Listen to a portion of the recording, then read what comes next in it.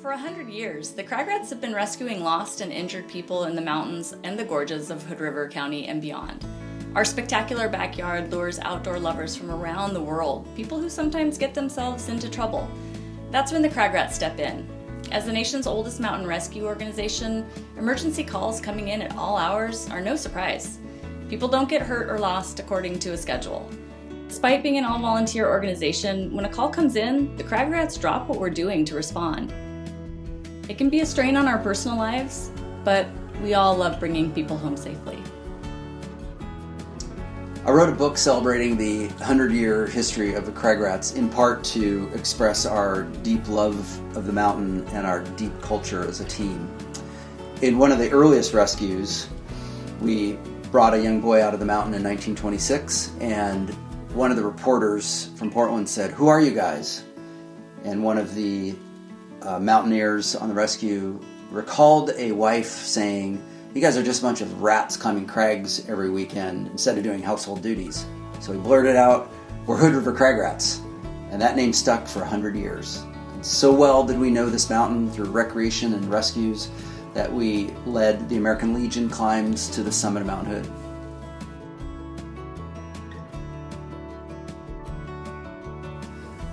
I've been a Crag Rat for 53 years, since I was 18 years old.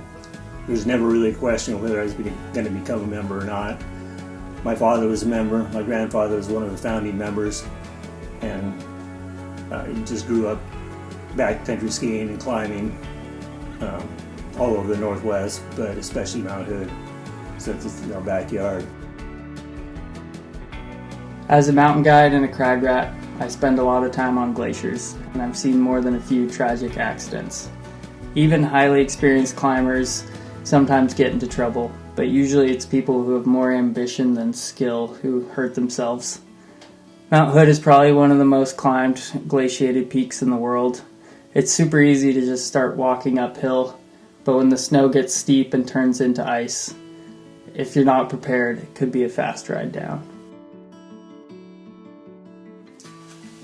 Mount Hood gets all the attention, but the majority of our rescues happen in the Columbia River Gorge. It's very rugged terrain. There's lots of long, steep trails and lots of waterfalls and cliffs. Lots of the rescues happen because people overextend themselves and they don't know their limits. They either get lost, lose the trail, get over exhausted, or the worst case scenario is they fall off a cliff. I was the primary call-out coordinator for the Rats decades ago, for about 10 to 15 years. Back then we only had landlines, and often I was calling people in the middle of the night. The first stage of rescue is when the sheriff's office calls the coordinators. We decide who's going to be the coordinator, and we send a message out to all the active rats. We give them the bare bones info, the mission location, the subject status, and then we keep track of who's coming. It's a pretty hectic first half hour until everyone is in the field.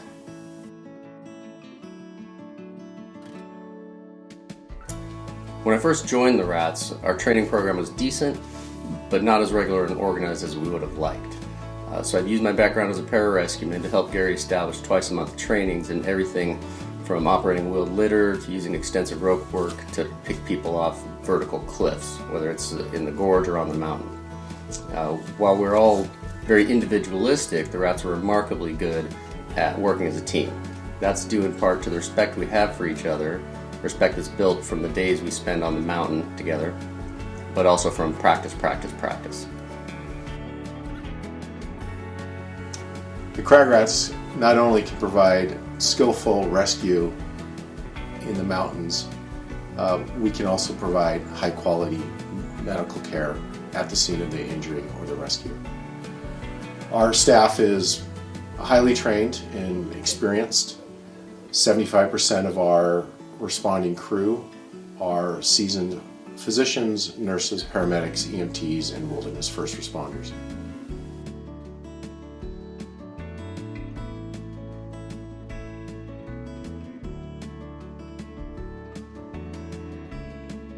Cloud Cap was built in 1889 as a hotel.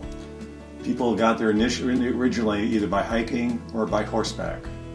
When Timberline Lodge was built in the 1930s, people stopped going to Cloud Cap.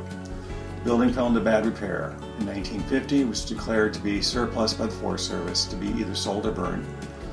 Crag Rats came by and took over at that point in time and operate the building under special use permit to maintain it as a historic structure and to use it for search and rescue work.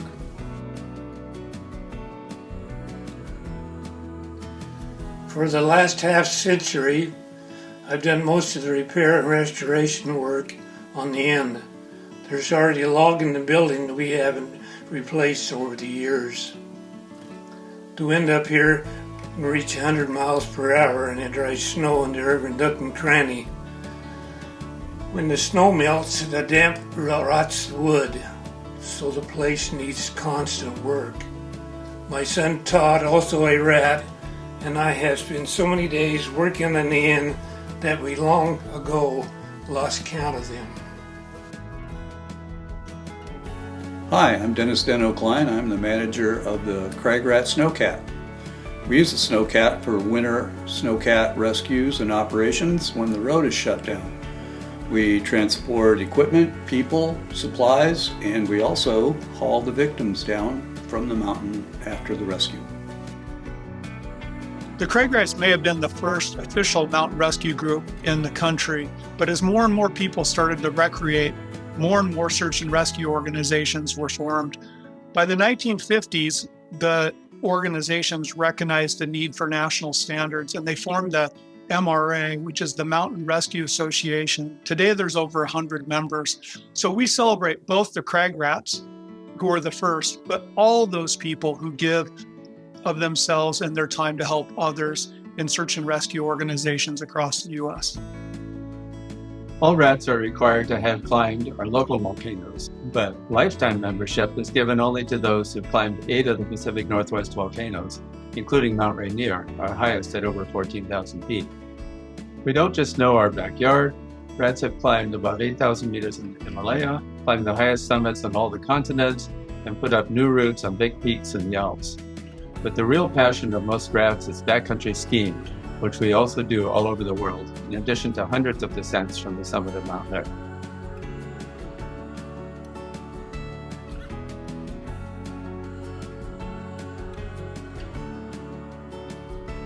The Rat Leadership Cycle has served the needs of the organization really well. It is a 6-year conveyor belt system with the best naming convention ever. You start off as a pipsqueak, which is the equivalent of a secretary, then little squeak, which is the vice president, and big squeak, which is the president. After that, you run into 3 more additional trusteeship years. Each one of these years, you serve a specific role and responsibility for the organization. This leadership cycle has served the rats well for the last century.